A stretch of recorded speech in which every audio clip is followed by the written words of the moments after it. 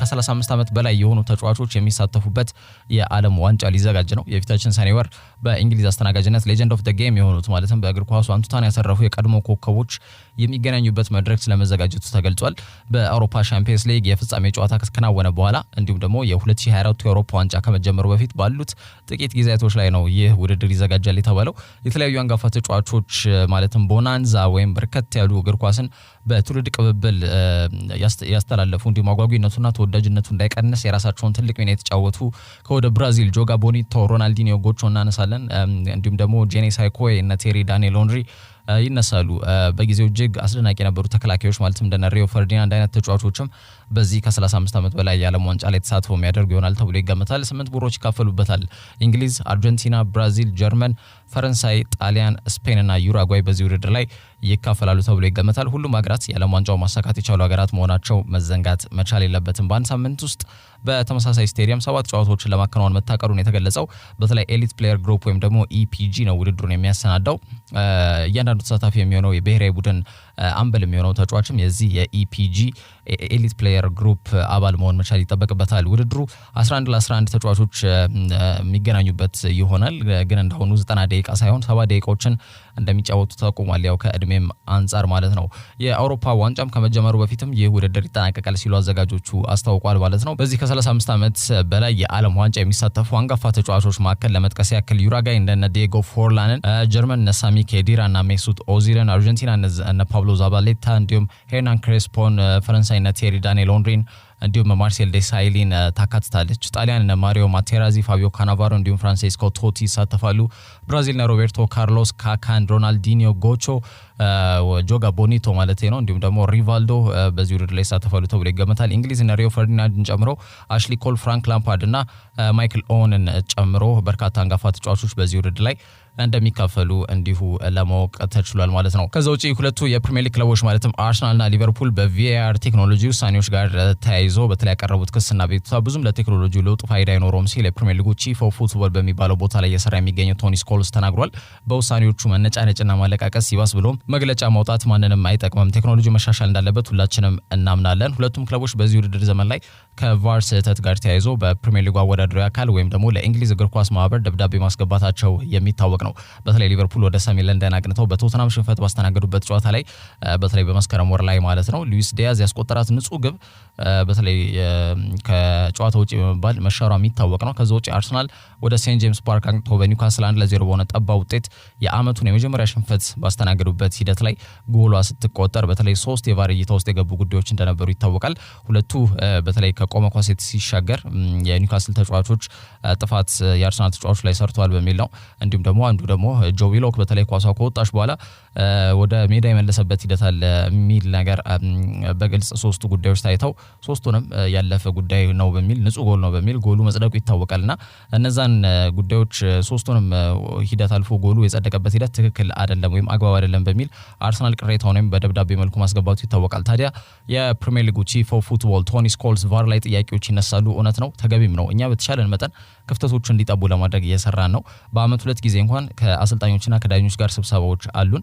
ከሚታይበት ጊዜ በተለይ ቫር ለመመልከት ዳኞች ሄደው የሚያዩት ጊዜ እንዲያጠር እንዲሁም ደግሞ ተመልካቹ ራሱ ፈራጅ የሚሆንበትን መንገድ ለመዘርጋት ጥረት እያደረግን ነው። ግን ሰውኛ ስህተቶች በንጭንጭ ሳይሆን እንዲሻሻል የበኩላችንን ሁላችንን በመውጣት ነው ልንወጣው የምንችለው ሲል በተለይ ሁለቱን ክለቦች በልዩነት ሊቨርፑልና አርሰናልን ሸንቆጥ የሚያደርግ ትችት አዘል ንግግር ሲናገር ተደምጧል ማለት ነው። በልዩነት እነዚህን ተጫዋቾች ለዚህ ጉዳይም ተጠቃሽ እንደሚሆኑ ነው መረጃውም በአጠቃላይ የሚያመላክተው ማለት ነው። ሁሌም ቢሆን ግን በተለይ የቫር ውሳኔዎች አወዛጋቢ መሆናቸውን ብዙዎች ይናገራሉ። ሊቨርፑልና አርሰናል ብቻ መግለጫ ስለወጡ ነው እንጂ በተለይ በሁሉም ክለቦች ላይ ይሄ ጉዳይ አልደረሰ ማለት አንችልም። በተለይ ከቢጫ ካርድ የሚያሰጠው ቀይ ካርድ ሲሆን ቀይ ካርድ የሚያሰጠው ቢጫ ካርድ ሆኖ ሲታለፍ ግልጽ ከጨዋታ ውጪ ያልሆነ ኳስ ከጨዋታ ውጪ ነው ሲባል ከጨዋታ ውጪ ሆኖ ደግሞ በጨዋታ ውስጥ ነው እየተባለ የዚህ የቫር አወዛጋቢ የሰውኛ ስህተቶችን መመልከት አዲስ አይደለም። ያ ነገሮች ግን ለማሻሻል ከፍተኛ ጥረት እናደርጋለን የሚል ነገር ነው የተነሳ የሚገኘው። ከዛ ውጪ አሮን wan-bissaka ተጨማሪ ጉዳት ማስተናገዱ ተገልጿል። ወልቭስና ዌስትሃምን ባሸነፈው የማንቸስተር ዩናይትድ ስብስብ ውስጥ ያልተካተተው የ26 ዓመቱ የቀይ መስመር ተመላላሽ ተከላካይ አሮን wan-bissaka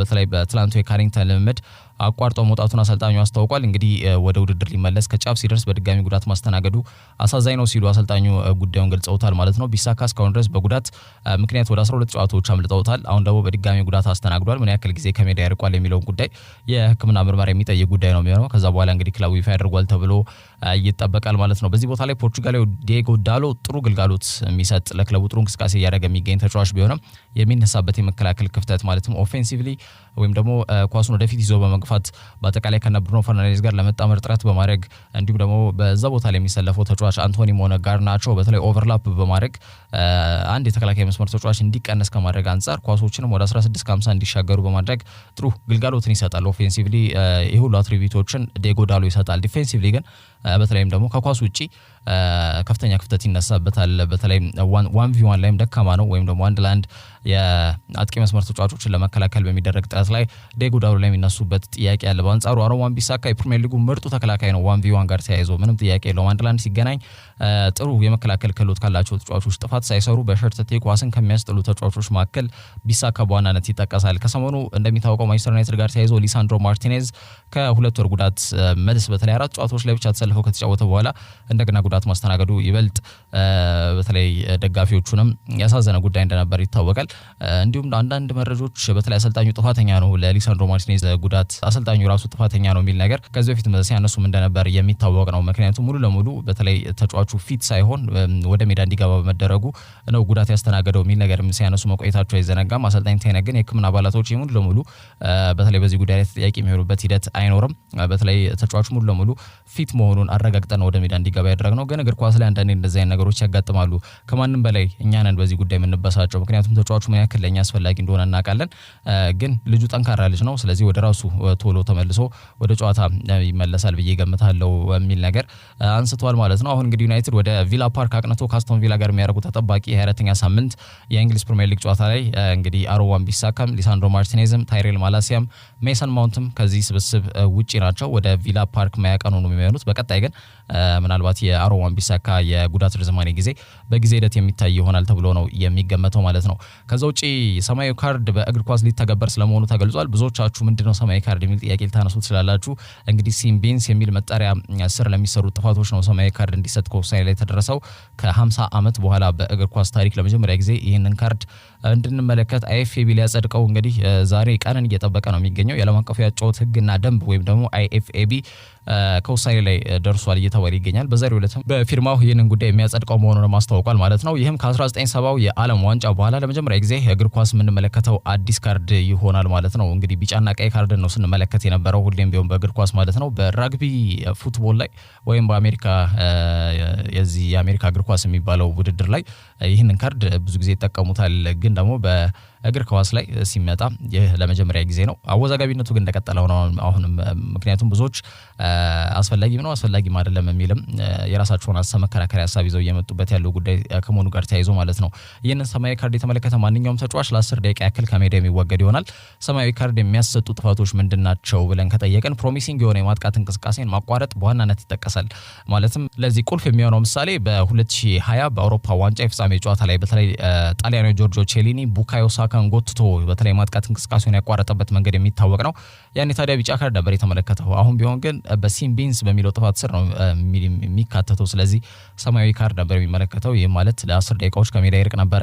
እንግዲህ ከዚህ ውጪ የዳኛ ውሳኔን መቃወም ወይም ደግሞ ይሄ ዲሴንት የሚባለው ነገር በእንግሊዝ ፕሪሚየር ሊግ በነገራችን ላይ ዲሴንት አሁን ባለው ወቅት የዳኛን ውሳኔ ራሱ መቃወም የመስመር ዳኛን ውሳኔ መቃወም ቢጫ ካርድ እንደሚያሰጥ ይታወቃልና መነጫነጭ መወራጨትም ቢጫ ነው የሚያሰጠው በአዲሱ ሕግ ማለት በሲምቢንስ 10 ሰማያዊ ካርድ የሚያሰጥ ነው የሚሆነው ማለት ነው። 2 ሰማያዊ ካርድ መመልከት ወይም ደግሞ አንድ ሰማያዊ ካርድና አንድ ቢጫ ካርድ መመልከት ደግሞ የቀይ ካርድ ሰለባ እንደሚያደርግ ተገልጿል። ይህ የዳኝነት ሂደት ለሁሉም ዳኞች በስልጠና አማካኝነት የሚሰጥ ይሆናል። ያው ፕሮፌሽናል ሊጎች ላይ በአንድ ተግባራዊ እንዲሆን አይደረግም፣ ግን ቀስ በቀስ በተለይ ደግሞ በክረምቱ ጀምሮ ጨዋታዎች ላይ ለመተግበር ጥረት እንደሚደረግም እንዲሁ የተገለጸበት ሂደት እንዳለ መመልከት ይቻላል። በአጠቃላይ ግን በተለይ ለዳኞች እፎይታ ሊሰጥ ይችላል እየተባለ ነው የሚገኘው። ምክንያቱም አንዳንዴ ዳኞች አወዛጋቢ የሆኑ ውሳኔዎችን እንዲወስኑ ሲገደዱ እንመለከታለን።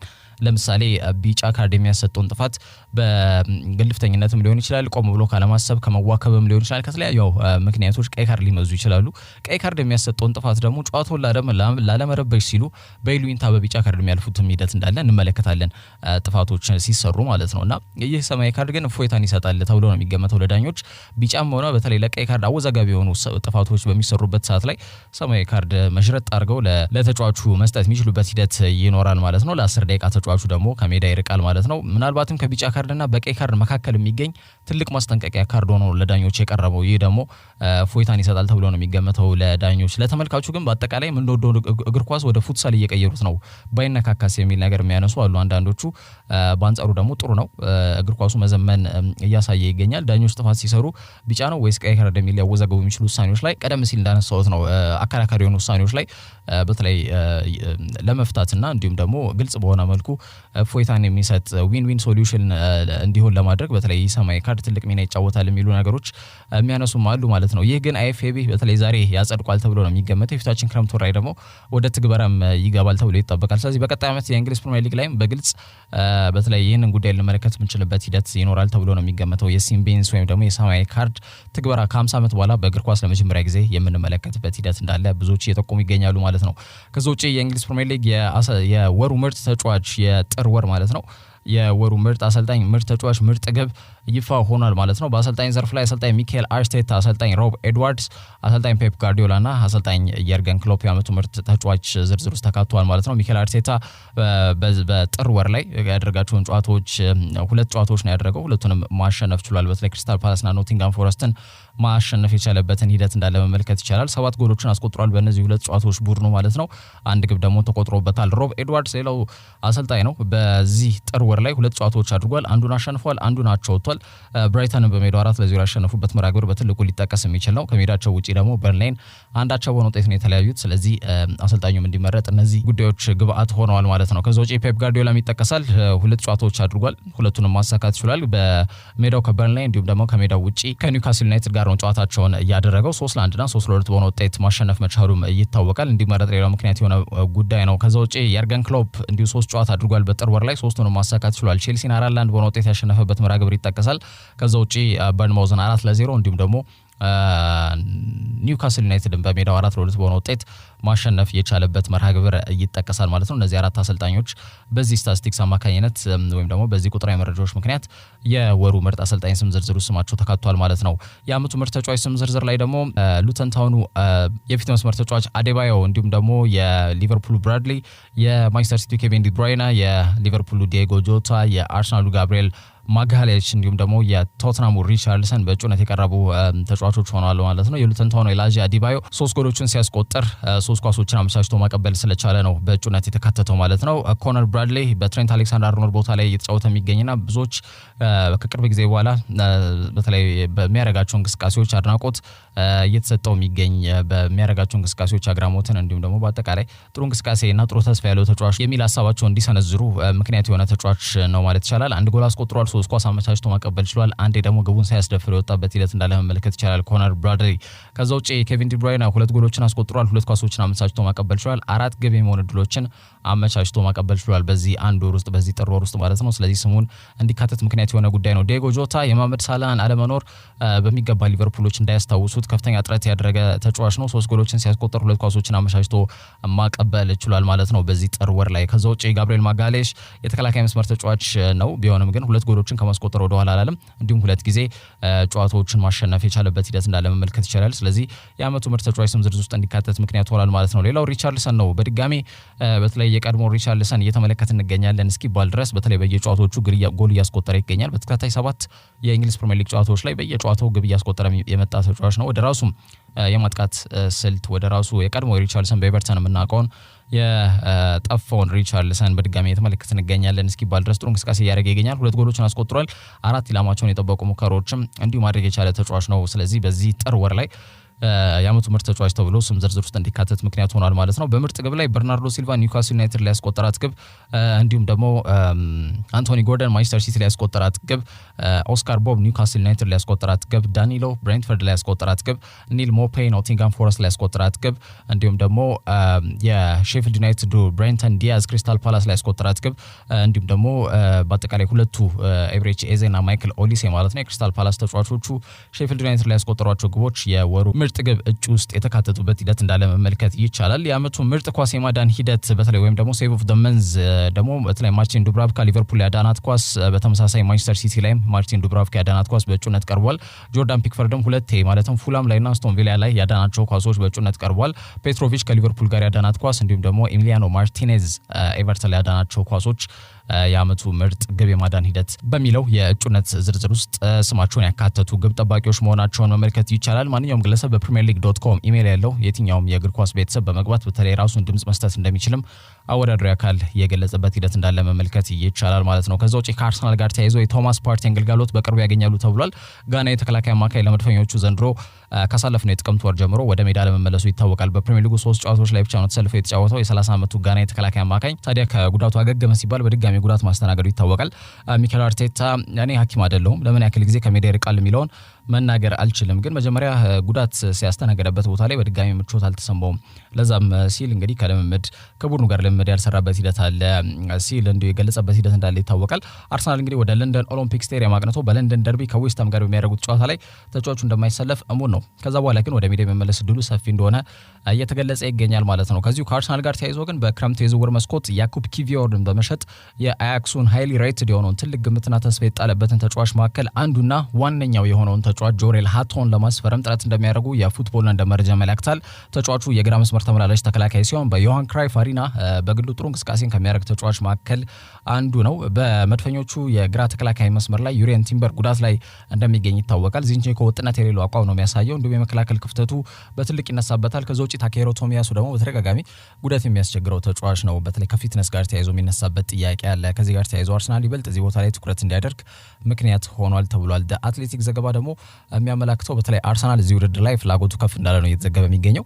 ተጫዋቹ ገና 17 ዓመቱ ላይ ነው የሚገኘው። በዘንድሮው የውድድር ዘመን በኤርዲቪዚያው 16 ጨዋታዎች ላይ ተሰልፎ መጫወት ችሏል። ሁሉንም በአያክስ በዩሮፓ ሊግ ያደረጋቸውን ጨዋታዎች ማለት ነው በቋሚነት ተሰልፎ አገልግሎት ሰጥቷል ለክለቡ ማለት ነው። በሚያሳዩ የሜዳ ላይ እንቅስቃሴዎች ከግምት ውስጥ በመክተት በሮናልድ ኪውማንም ጥሪ ተደርጎለት የዋናው ኔዘርላንድስ ብሔራዊ ቡድን በ17 ዓመቱ ተሰልፎ መጫወት ችሏል በዚህ ለጋ ዕድሜው ማለት ነው። ኔዘርላንድስ የወዳጅነት ጨዋታዋን ከጊብራልታር ጋር ስታከናውን ሁለተኛው አጋማሽ ላይም በተለይ ቫን ዳይክን ተክቶ ወደ ሜዳ በመግባት ለሀገሩ ለመጀመሪያ ጊዜ ተሰልፎ የተጫወተበት ሂደት እንዳለ መመልከት ይቻላል በኔሽንስ ሊግ ጨዋታ ላይ ማለት ነው። ልክ እንደ ዩሪየን ቲምበር ሁሉ ሁለገብ የሆነና የመሃል የግራ እንዲሁም የቀይ መስመር ላይ መጫወት መቻሉ ደግሞ አርቴታ ተጫዋቹ ላይ ይበልጥ ትኩረት እንዲያደርግ ምክንያት ሆኗል ተብሏል። የ23 ዓመቱ ያኩብ ኪቪዮር ላይ ጥያቄዎች ይነሳሉ። ተጫዋቹ አምና በዚህ ሰዓት በጥር የዝውውር መስኮት ማለት ነው ወደ ሰሜን ለንደን እንዳቀና ይታወቃል። የተጠበቀበትን ያክል መንቀሳቀስ ግን አልተቻለም። ከቋሚ ተሰላፊነትም እየራቀ የመጣ ተጫዋች ነው። ከወዲሁ ጁቬንቱስ፣ ኤሲ ሚላን፣ ናፖሊ ተጫዋቹ ፍላጎት ላይ ያሳዩሉ የጣሊያን ሴሪያ ክለቦች ናቸው። ሌላው አርሰናል ይበልጥ ተጫዋቹ ላይ ትኩረት እንዲያደርጉ ያስቻላቸው ጉዳይ ተጫዋቹ የአያክስ አካዳሚ ውጤት ነው። የአርሰናል የሄሊንድ የአዳጊዎች ማዕከል ደግሞ ልክ እንደ አያክስ አዳጊዎች ማዕከል ሁሉ ተመሳሳይ ጨዋታ ፍልስፍናን የሚያቀነቅኑ አካዳሚ እንዲሁም ተመሳሳይ በሆነ መልኩ አዳጊ ተጫዋቾች የሚቀርጹ አይነት ማዕከሎች ናቸውና ይህንን ተከትሎ በተለይ ዩሪየን ቲምበርም በአያክስ አካዳሚ ፍሬ ውጤት እንደሆነ ይታወቃል። ወደ አርሰናል ሲያቀና ብዙም በፈታኙ የእንግሊዝ ፕሪሚየር ሊግ እምብዛም ያልተቸገረበት ሂደት እንደነበር ይታወቃል። ዋነኛው ምክንያት የአርሰናልና የአያክስ ተመሳሳይ ጨዋታ ፍልስፍና መሆኑ ነው። ስለዚህ ይህም ተጫዋች በአርቴታ በሚፈልገው መልኩ ስክት ሊል የሚችል ተጫዋች መሆኑን ተከትሎ በተለይ ትኩረታቸው ከፍ ባለ መልኩ ተጫዋቹ ላይ እንዲያደርጉ ዋነኛው ጉዳይ ይሆናል ተብሏል። ዋጋው ግን ቀላል እንደማይሆን ይገመታል። አያክስም በቀላሉ ይህን ተጫዋች ይለቋል ተብሎ አይገመትም። አርሰናል በዝውውር መስኮቱ ግን ተጫዋች የሚያስፈርም ከሆነ በተለይ ደግሞ በክረምት የዝውውር መስኮት ላይ አርሰናልና ማንቸስተር ዩናይትድ በጣም በስፋት ይንቀሳቀሳሉ ተብሎ ይገመታል። በተከላካይ መስመር ላይ ደግሞ አርሰናል በትኩረት ከሚመለከታቸው የተከላካይ ስፍራ ተጫዋቾች መካከል ጆሬል ሃቶ በዋናነት እንደ ቲያጎ አልካንታራ በድጋሚ ጉዳት ያስተናገደ ተጫዋች መሆኑ ተገልጿል። የ32 ዓመቱ አማካይ መስመር ተጫዋች ለአንድ ዓመት ለሚሆን ጊዜ በዚህ ቡድን ውስጥ ግልጋሎት ሳይሰጥ የቆየበት ሂደት እንዳለ ይታወቃል። ባሳለፍነው እሁድ ሊቨርፑል በአርሰናል የ3-1 ሽንፈትን ባስተናገደበት መርሃ ግብር ላይ ቲያጎ የዓመቱን የመጀመሪያ ጨዋታ ተቀይሮ በመግባት ለ5 ደቂቃዎች ያክል ተሰልፎ ተጫውቶ እንደነበር ይታወቃል። በዚህች 5 ደቂቃ ግን እንደገና ጉዳት ማስተናገዱን የተገለጸ የሚገኘው ረዘም ላለ ጊዜ ከሜዳ ርቆት የነበረው የወገብ ህመሙ አገግሞ ነበር ቲያጎ በዚህ ጨዋታ ላይ የተሰለፈው። አሁንም ቢሆንም ግን ማለትም ከአርሰናል ጨዋታ መጠናቀቅ ከተጠናቀቀ በኋላ የጡንቻ ህመም ማስተናገዱን የተገለጸው ክለቡም የህክምና አባላቱም ጉዳዩን እያዩለት ይገኛሉ። የቀድሞው የባርሴሎናና የባየር ሙኒክ አማካይ መስመር ተጫዋች የፊታችን ክረምት በአንፊልድ የሚያቆየው ውል ይጠናቀቃል። እንደዚህ አይነት የጉዳት ዜና ያለበት ተጫዋቹ ለማቆየት ግን ክለቡ ምንም አይነት ጥረት ያደርጋል ተብሎ አይገመትም። በዚህ እድሜው የክለቡም ከፍተኛ ሳምንታዊ ደሞዝ ከሚከፈላቸው ተጫዋቾች መካከል አንዱ ነው ቲያጎ አልካንተራ። ስለዚህ በክረምቱ ከሊቨርፑል ጋር ይለያያል ተብሎ ነው የሚጠበቀው። ለአንድ ዓመት ያክል ከሜዳ የራቀው ስፔናዊ አማካኝ በድጋሚ ጉዳት ማስተናገዱ ለሊቨርፑል ደጋፊዎች ይበልጥ ደግሞ ለራሱ ለተጫዋቹም በተለይ በስነ ልቦና ረገድ ቅስም ሰባሪ የሆነ ጉዳይ ሊሆን ይችላል ተብሎ ይገመታል። የፕሪሚየር ሊግ መሪዎች ናቸው ሊቨርፑሎች። ሌላው አማካኛቸው ሃንጋሪያዊው ዶሚኒክ ሶቦዝላይም ጉዳት እንዳስተናገደ ይታወቃል። መልካሙ ዜና ግን ዋታሩ ኤንዶ የጃፓን አማካኝ ሀገሩ ጃፓን በኢራን ተሸንፋ ከእስያ ዋንጫዎች መሰናበቷን ተከትሎ ወደ መርሲሳይድ ማቅናቱ ተሰምቷል። ስለዚህ ሊቨርፑሎች ከበርንሌይ ጋር በሚያደርጉት የፕሪሚየር ሊጉ የ24ኛ ሳምንት ጨዋታ ላይ ይህ ተጫዋች ምናልባት በቋሚነት የሚሰለፍበት እድል እንዳለም ተጠቁሟል ማለት ነው።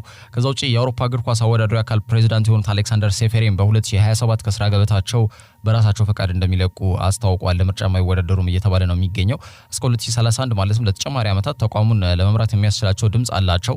ቢሆንም ግን ከ2027 በኋላ ተቋሙን የመምራት ምንም አይነት ሀሳብና እቅድ እንደሌላቸው ለማወቅ ተችሏል።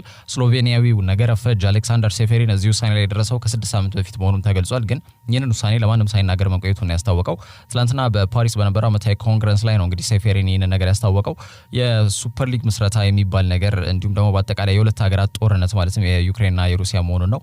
እንዲሁም ደግሞ የኮቪድ ፓንዴሚክ የኮቪድ ወረርሽኝ በስራ ዘመኑ እጅግ ካሰላቹትና ከፈተኑት ጉዳዮች መካከል እንደሚጠቀሱ ሴፌሪን አስታውቋል ማለት ነው። ስለዚህ ከ2027 አንስቶ የክለቦች በቅደም ተከተል ትልቁ የውድድር መድረክ የሆነው የአውሮፓ ሻምፒየንስ ሊግ እንዲሁም የክለቦች ሁለተኛው ትልቁ የውድድር መድረክ የሆነው የዩሮፓ ሊግ እንዲሁም የክለቦች ሶስተኛው ትልቁ የውድድር መድረክ የሆነው የአውሮፓ ኮንፈረንስ ሊግ ጨምሮ በሀገራት ደረጃ ከተመለከትን ደግሞ የአውሮፓ ዋንጫ እንዲሁም ደግሞ የኔሽንስ ሊግን የሚያወዳድረው አካል እንግዲህ አዲስ ፕሬዚዳንት ከ2027 አንስቶ የሚመርጥ ይሆናል ማለት ነው። ግን በአጠቃላይ ከዚህ ከሱፐር ሊግ ምስረታ ጋር ተያይዞ በተለይ በአዲስ አስተሳሰብ እግር ኳሱ ለደጋፊዎች መሆን አለበት በሚል ጽንሰ ሀሳብ በተለይ ከዋክብቶቹ ወይም ደግሞ ትልልቅ ቡድኖች አንድ ሊግ መስርተው እንዲጫወቱ እነ ፍሎሬንቲኖ ፔሬዝ እና ሁዋን ላፖርታ የሪያል ማድሪድ እና የባርሴሎና ክለቡ ፕሬዚዳንቶች ማለት ናቸው ከፍተኛ እንቅስቃሴ እያደረጉ እንደሚገኙ ይታወቃልና አሁንም ቢሆን ምናልባት ይህ 52 ዓመት ስሎቬኒያዊ ነገረ ፈጅ ስራው እንደሚለቅ ማስተዋወቁ ደግሞ ይበልጥ ለእነሱ እንደ ጥሩ ዜና አድርገው ሊቆጥሩት ይችላሉ። ይህንን ነገርም ጥንስሳቸውንም ይበልጥ ከፍተኛ በሆነ መልኩ ለማስረጽና በተለይ በእግር ኳሱ ላይ ተግባራዊ እንዲሆን ለማድረግ ከፍተኛ ጥረት ያደርጋሉ ተብሎ ይገመታል። ልክ እንደ ሴፌሪን አይነት ግን ጠንካራ አመራር የአውሮፓ እግር ኳስ አወዳዳሪ አካል መምረጥና መሾም መቻል ይጠበቅበታል የሚለው ብዙዎችን የሚያስማማው ሀሳብ። ለዛሬ ያዝንላችሁ ስፖርት መረጃዎች እነዚህ ይመስላሉ። በያላችሁበት ጥሩ ጊዜ ይሁን።